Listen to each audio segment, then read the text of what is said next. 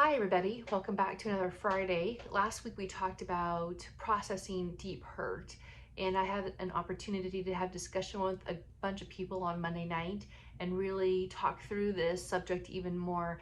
And one of the things that really struck me that I wanted to share with you today is how important it is to slow ourselves down when we're processing difficult material. We tend to tell ourselves a story of what happened, and through that story, through our hurt, sometimes details can change. Sometimes we get focused more on one part of what happened versus another part. For example, if we've been somebody who has been rejected or abandoned a lot in our life, we tend to focus on that part of the hurt from what just happened. And so we miss other details. So it's important then to find somebody who's safe to be able to process through that.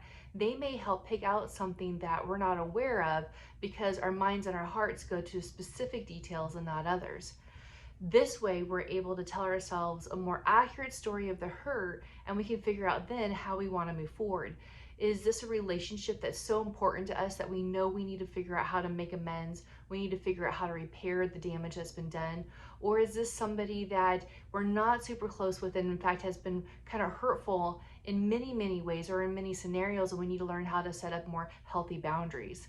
One way we do that is by having this conversation with somebody who we feel safe. And really, somebody who we find is safe is somebody who is trustworthy in our lives. That's not going to be somebody that you just met. It's going to be somebody who has staying power, who has been through the valleys and the mountains with you, who's been able to celebrate and grieve with you, who is able to be there when they've seen you at your worst, that you know that you can trust them with your heart, you can trust them with your story, and they're not going to shame you or judge you, but they're still going to give you honest feedback. I hope and pray that there is somebody that you have in your life. I know it's taken me a long time to find people who I can really count on in that way. And that's something that's so special and so unique. And so those are the relationships we really want to be able to hold on to, especially if there's hurt.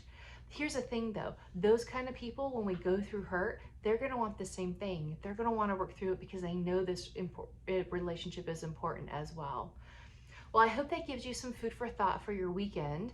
And as you continue to work through this hurt, because I'll be honest, through COVID, there's been a lot of things that we just haven't done because we've not been ourselves, that this is something that you can continue to use to grow in your own relationships and to deepen them. Have a great weekend.